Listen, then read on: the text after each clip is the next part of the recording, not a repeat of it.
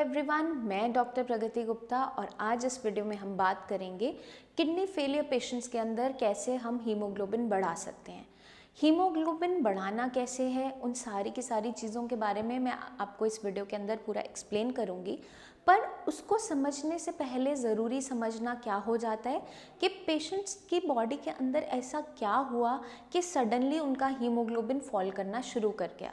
उनका अचानक से हीमोग्लोबिन बहुत कम होना शुरू हो जाता है, पेशेंट अनीमिक होता चला जाता है। अब किडनी फेलियर के पेशेंट के अंदर उसकी बॉडी के सेलुलर लेवल पे उसके सेल्स के अंदर क्या हो रहा है वो सबसे पहले समझना ज़रूरी हो जाता है। जब भी किसी पेशेंट की किडनी ख़राब होनी शुरू होती है तो सबसे पहले क्या देखने को मिलता है कि किडनी जो काम कर रही थी आपके शरीर के अंदर वो काम अब ठीक तरीके से नहीं हो पा रहा होता है। उसकी वजह से क्या होता है, शरीर के अंदर गंदगी इकट्ठी होनी शुरू हो जाती है। अब किडनी हमारी नॉर्मल फंक्शन उसके जो रहते हैं, क्या क्या काम करती है, आप उसको पहले समझ लीजिए।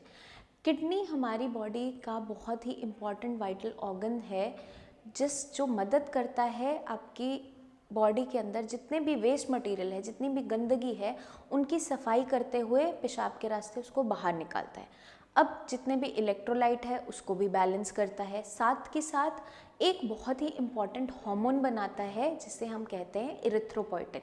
तो जब भी किसी पेशेंट की किडनी ख़राब होनी शुरू होती है, चाहे वो हाई बीपी की वजह से, हाई शुगर लेवल की वजह से या किसी भी जेनेटिक किडनी डिसऑर्डर की वजह से है, तो सबसे पहले क्या देखने को मिलता है, जो काम किडनी कर रही होती है वो काम अब ठीक तरीके से नहीं हो पा रहा होता है। खून की सफाई सही तरीके से नहीं हो पाती तो क्या देखने को मिलता है कि आपके सीरम क्रिएटिनिन लेवल है, यूरिया लेवल है, यूरिक एसिड लेवल है, सारे इलेक्ट्रोलाइट्स इम्बैलेंस होते चले जाते हैं। तो जब भी आप KFT करवाते हो उसके अंदर आपको ये सारी वैल्यूज़ बढ़ी हुई नज़र आनी शुरू हो जाती है। अब जब किसी पेशेंट की किडनी ठीक से काम नहीं कर रही है तो इरिथ्रोपोइटिन हार्मोन जो वो बनाती है वो भी नहीं बना पाती है। अब इरिथ्रोपोइटिन हार्मोन का काम क्या है? इरिथ्रोपोइटिन एक ऐसा हार्मोन है जो मदद करता है आपका ब्लड फॉर्मेशन के अंदर। इरिथ्रोपोइटिन हार्मोन आपका खून बनाने में मदद करता है। अब किसी की किडनी ख़राब है, ठीक से काम नहीं कर रही है, तो किडनी पे पहले ही नुकसान बना हुआ है। अब जब किडनी पे नुकसान बना है हाई बीपी की वजह से, हाई शुगर लेवल की वजह से, तो क्या देखने को मिलता है, किडनी के अंदर वो हार्मोन भी नहीं बन पाता है क्योंकि किडनी अब नुकसान उठा रही होती है। तो जब इरिथ्रोपोइटिन हार्मोन ठीक क्वांटिटी में बन नहीं पाता, उसकी कमी होती चली जाती है शरीर के अंदर, तो साथ के साथ क्या देखने को मिलता है, पेशेंट का हीमोग्लोबिन घटता चला जाता है। अब जब हीमोग्लोबिन घटता चला जाता है, खून की कमी लगातार होती चली जाती है पेशेंट के अंदर, उसके अंदर क्या देखने को मिलता है, पेशेंट की बॉडी में बहुत ज़्यादा कमज़ोरी आनी शुरू हो जाती है, स्वेलिंग होनी शुरू हो जाती है, जो सारे के सारे एक अनीमिक पेशेंट के अंदर देखने को मिल जाते हैं। उसका जो चेहरा है बहुत पेल नज़र आता है, हाथ पैर एकदम ऐसे सफ़ेद से नज़र आने शुरू हो जाते हैं क्योंकि खून की कमी होती चली जाती है। अब इस खून की कमी को हम कैसे मैनेज कर सकते हैं, फर्दर हम इस वीडियो में इसी के बारे में सब बात करने वाले हैं। अब हम समझेंगे हीमोग्लोबिन की क्या इम्पोर्टेंस है हमारे बॉडी के अंदर। हीमोग्लोबिन एक ऐसा प्रोटीन कंपाउंड है जो रेड ब्लड सेल्स के अंदर होता है। रेड ब्लड सेल्स जो RBCs हैं वो खून बनाने में मदद करते हैं। अब किसी भी ऑर्गन तक अगर नरिशमेंट जाना है, सिंपल टर्म्स में समझ सकते हो कि हर एक ऑर्गन को खाना पीना चाहिए अपनी ग्रोथ को बढ़ाने में, अपने फंक्शंस को चलाने में, कोई भी काम करने में, तो हर एक ऑर्गन को नरिशमेंट चाहिए होता है, खाना पीना चाहिए होता है। अब ये खाना पीना कौन पहुंचाता है? हीमोग्लोबिन पहुंचाता है ऑर्गन्स तक। अब हीमोग्लोबिन आपके खून के अंदर का ऐसा प्रोटीन कंपाउंड है जो हर एक ऑर्गन को नरिशमेंट पहुंचाता है, ऑक्सीजन पहुंचाता है, क्योंकि हर एक ऑर्गन तक अगर ऑक्सीजन पहुंचेगी और नरिशमेंट पहुंचेगा तभी वो ऑर्गन ठीक रह पाता है, अपना नॉर्मल काम कर पाता है। क्योंकि अगर आपकी बॉडी के अंदर खून की कमी होती चली जाती है तो पेशेंट की बॉडी के अंदर एक तो बहुत ज़्यादा कमज़ोरी होनी शुरू हो जाती है, क्योंकि खून ठीक तरीके से आपकी बॉडी तक जा नहीं पा रहा है, क्योंकि ऑलरेडी वो कम क्वांटिटी में है, ठीक तरीके से आपके जो फंक्शंस हैं बॉडी के वो नहीं हो पा रहे होते हैं। तो पेशेंट के अंदर बहुत जल्दी थकान होनी शुरू हो जाती है।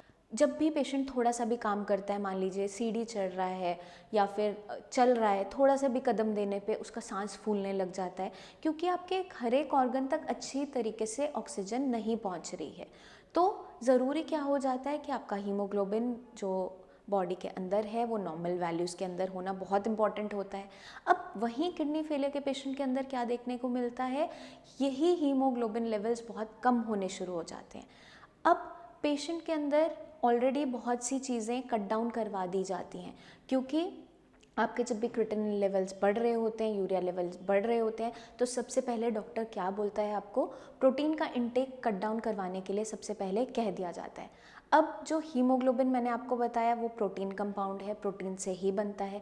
जब पेशेंट का प्रोटीन बंद करवा दिया जाता है, जैसे उसकी दालें हैं, दूध से बनी आइटम्स हैं, नॉनवेज है जिनके अंदर भी प्रोटीन होता है, तो ऑटोमेटिकली क्या होता है, पेशेंट की बॉडी के अंदर वीकनेस आनी शुरू हो जाती है।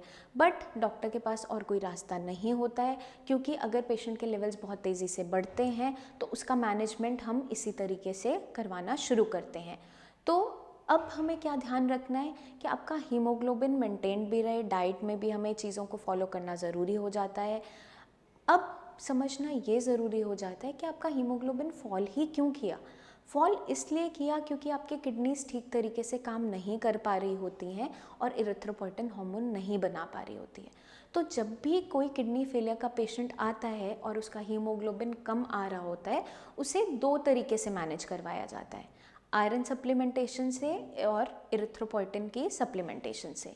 अब पेशेंट बहुत सी आयरन सप्लीमेंट्स खा रहा होता है ऑलरेडी, बहुत सी आयरन की टैबलेट्स ले रहा होता है, लेकिन पेशेंट का हीमोग्लोबिन बढ़ नहीं पा रहा होता है, क्योंकि कमी तो इरिथ्रोपोइटिन हार्मोन की हो रही है बॉडी के अंदर, किडनी बना ही नहीं रही है। जब तक हम उसे बाहर से नहीं देंगे आपकी बॉडी में कमी बनी ही रहती है।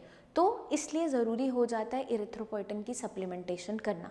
अब इरिथ्रोपोइटिन हार्मोन की सप्लीमेंटेशन हम किस तरीके से करते हैं, जैसे आप सबको पता ही होगा, जब भी किसी पेशेंट के अंदर डायबिटीज़ होती है तो इंसुलिन कम बननी शुरू होती है। तो हम उसको कैसे पूरा करते हैं, उसकी भरपाई कैसे करते हैं, इंजेक्शन के फॉर्म से हम इंसुलिन इंजेक्ट करते हैं बॉडी के अंदर। वैसे ही कोई थायराइड का पेशेंट है, हाइपोथायरॉयडिज्म का पेशेंट है, उसके अंदर थायरोक्सिन हार्मोन ठीक क्वांटिटी में नहीं बन रहा होता है, तो उसको टैबलेट्स के फॉर्म में बाहर से हार्मोन दिया जाता है, हार्मोन थेरेपी दी जाती है। उसी तरीके से सिमिलरली इरिथ्रोपोइटिन हार्मोन की सप्लीमेंटेशन की जाती है। अगर किसी पेशेंट के अंदर हीमोग्लोबिन की कमी हो रही है, किडनी फेलियर के पेशेंट के अंदर आयरन सप्लीमेंटेशन करने के बावजूद भी हीमोग्लोबिन लेवल बढ़ नहीं पा रहा है, तो वहाँ पे इरिथ्रोपोइटिन हार्मोन की सप्लीमेंटेशन करनी पड़ती है। आपको इंजेक्टेबल्स के फॉर्म में इरिथ्रोपोइटिन के इंजेक्शंस देने होते हैं।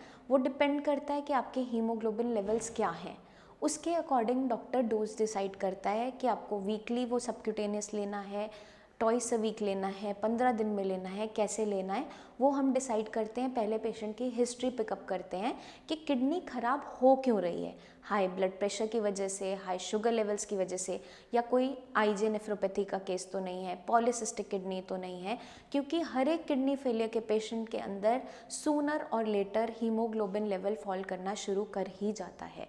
क्योंकि जैसे मैंने आप सभी को अभी समझाया है, जब भी किसी पेशेंट की किडनी ख़राब होनी शुरू होती है वो अपने नॉर्मल फंक्शंस खो देती है। खून की सफाई करना हो, चाहे इरिथ्रोपोइटिन हार्मोन बनाना है, क्योंकि जब किडनी खुद ही नुकसान उठा रही है तो अपने नॉर्मल फंक्शंस वो किस तरीके से मैनेज करे। तो उस कंडीशन के अंदर हमें सप्लीमेंटेशन करनी पड़ती है। आपका अगर हीमोग्लोबिन फॉल कर रहा है तो इरिथ्रोपोइटिन हार्मोन बाहर से देना पड़ता है।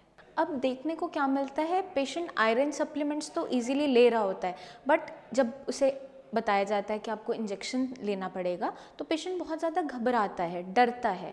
पेशेंट को बिल्कुल भी डरने और घबराने की ज़रूरत नहीं होती है, क्योंकि इरिथ्रोपोइटिन की अगर कमी बॉडी के अंदर बनी रहती है तो आप चाहे जितने भी सप्लीमेंट्स खा लें, आयरन की जितनी मर्जी टैबलेट्स आप ले लें, आपका हीमोग्लोबिन बढ़ नहीं पाता।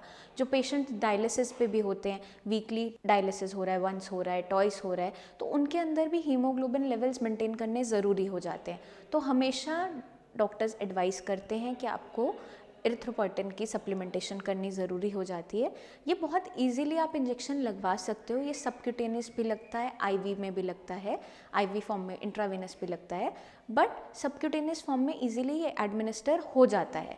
जिस तरीके से आप इंसुलिन खुद लगा लेते हो, बहुत से डायबिटिक पेशेंट्स इंसुलिन खुद से लगा लेते हैं, उसी तरीके से इरिथ्रोपोइटिन का जो इंजेक्शन होता है आप सबक्यूटेनियसली अपनी स्किन में लगा सकते हो। वो बिल्कुल सेफ़ रहता है, कोई साइड इफ़ेक्ट पेशेंट में देखने को नहीं मिलते हैं और पेशेंट के हीमोग्लोबिन लेवल्स मेंटेन होने शुरू हो जाते हैं।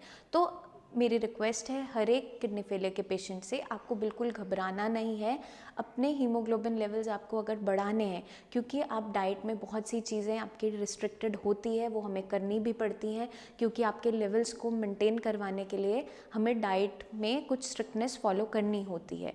तो आप ज़रूर अपनी सप्लीमेंटेशन करें अगर आपके हीमोग्लोबिन लेवल्स नॉर्मल वैल्यू से फॉल कर रहे हैं तो।